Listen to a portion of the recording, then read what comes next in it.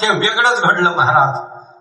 संध्याकाळ होऊन गेली, सूर्य मावळण्याच्या स्थितीमध्ये आला, पण शिकार तर भेटली नाही. पण परीक्षिती राजाला भूक लागून गेली, तहान लागून गेली.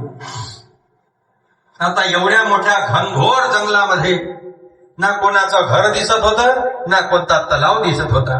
मग आता मला 2 घास अन्न, 1 घोट पाणी कोण देईल? पाहता पाहता लक्ष गेलं एका आश्रमाकडे.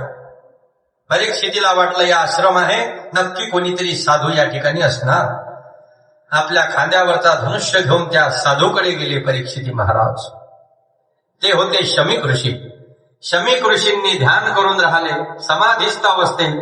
परीक्षिती राजाने पुन्हा पुन्हा विनंती केली, मागणी केली, महाराज मी हस्तिनापूर सम्राट पांडवाचा राजा परीक्षित आहो. मला भूक लागलेली आहे, तहान लागली, 1 घास अन्न, 1 घोटभर पाणी तुमच्या आश्रमातून मला अपेक्षित आहे. पण आता काय, कोण बोलते, कोण आवाज देते, साधूला काही माहित नाही. पुन्हा पुन्हा परीक्षिती पुन्हा सांगतो, अरे मी राजा आहे, मी हस्तिनापूर सम्राट, चक्रवर्ती, सार्वभौम सम्राट राजा परीक्षित आहे, मला काहीतरी खायला द्या, ग्लासभर पाणी द्या. शेवटी शमीक ऋषीने नाही ऐकलं. ऐकलं नाही म्हणजे ते समाधीत होते. परीक्षितीला वाटलं हा जाणून बुजून साधू माझा अपमान करतो, माझ्याशी हुरमटपणाने वागतो. राग आला. राग का आला? डोक्यावर अनितीचा मुकुट होता, बुद्धी बिघडली, खांद्यावरचा धनुष्य काढला, त्याला बाण तोडला राजा परीक्षितीने, आणि बाजूला एक सर्प दिसला, त्या सापावरती प्रहार केला राजा परीक्षितीने, आणि तो साप आपल्या हाताने उचलला आणि शमीक ऋषीच्या गळ्यामध्ये टाकलेला आहे. गोपाल कृष्ण भगवान की जय. एका साधूचा याच्यापेक्षा मोठा कोणता अपमान नाही सज्जन हो. जसा साप टाकला, परीक्षितीला वाटलं मी माझ्या अपमानाचा बदला घेतला, मी माझ्या अपमानाचा बदला घेतला. तिकडून काही वेळाने त्या ऋषीचे पुत्र होते, ज्येष्ठ पुत्र शृंगी ऋषी, जे स्नानाकरता आपल्या मंडळी सोबत गेले होते गंगेवर. आपल्या बापासोबत हा व्यवहार कोणी केला याची त्यांना कल्पना सुद्धा नाही. पण ज्यावेळेला ते स्नान करून परत आले म्हणतात, तर शमीक ऋषींना दुरून आपल्या बापाशी केलेलं हे कोणीतरी वाईट कृत्य दिसलं. कोण्यातरी मूर्खाने माझ्या बापाच्या गळ्यामध्ये सर्प टाकलेला आहे आणि माझ्या बापाचा अपमान केलेला आहे. फार भयंकर क्रोध आला. बाल वय होत, निरागस अंतकरण, हातामध्ये कमंडलू.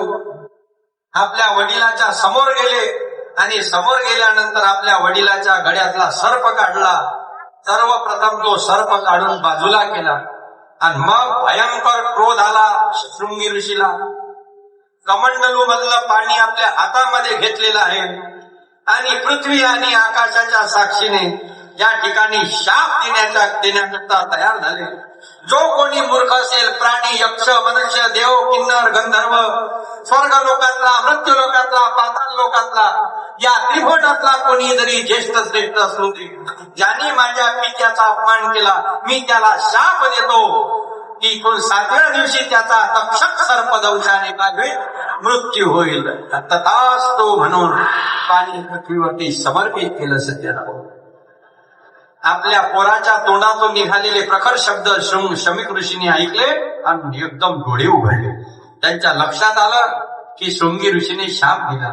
शमीक ऋषी म्हणाले, शृंगी काय केलंस तू हे? अरे आपण साधू आहोत, समाजाने आपल्याशी क्रोध केला तर आपण त्यांच्यावर अग्नी म्हणून कधी बरसू नये. समाज जर अग्नी बनून आला, आपण पाणी बनून त्यांना विझून टाकावं. आपण साधू आहोत, आपल्याला क्रोध शोभत नाही. आणि तू काय केलंस? एका नीती संपन्न राजकुळातल्या व्यक्तीला शाप दिलास. शृंगी ऋषी म्हणाले, त्या मूर्खाला एवढं समजलं नाही का तुमच्या गळ्यात सर्प कसा टाकावा? शमीक ऋषी म्हणाले, अरे त्याच्या मागे फार मोठं कारण आहे.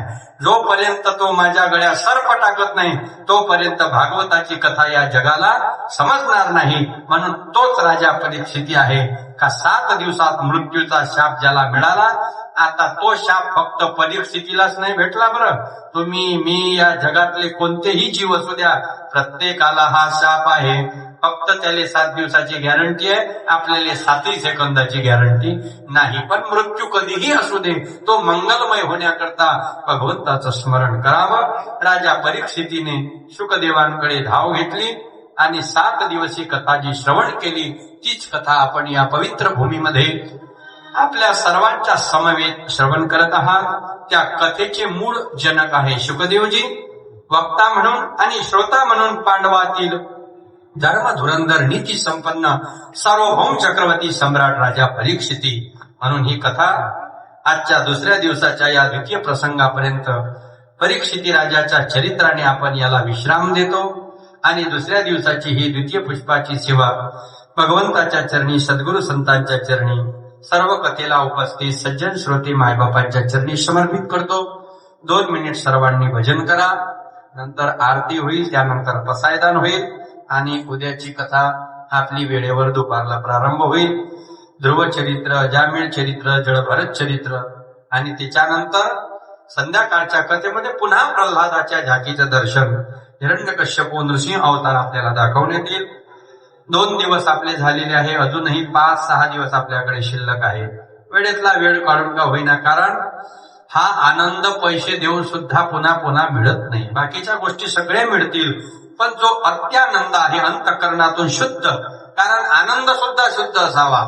माणसाने हसावं ना तर ओरिजिनल हसलं पाहिजे, असं खोटं नाटक डुप्लिकेट काही कुठून पाचून हसू नये. नॅचरल प्रसन्नता असावी, ती परमार्थाशिवाय कुठं मिळत नाही. म्हणून हा सुख सोहळा स्वर्गी नाही, तो सोहळा आपल्या गावामध्ये या यज्ञाच्या निमित्ताने आहे. म्हणून या ज्ञान गंगेमध्ये जशा जशा पद्धतीने आंघोळ करता येईल तशी तशी करण्याची आपण काय करावं, प्रयत्न करावे. म्हणून 2 मिनिट भजन करा सर्वांनी, नंतर आरती होईल. कृष्ण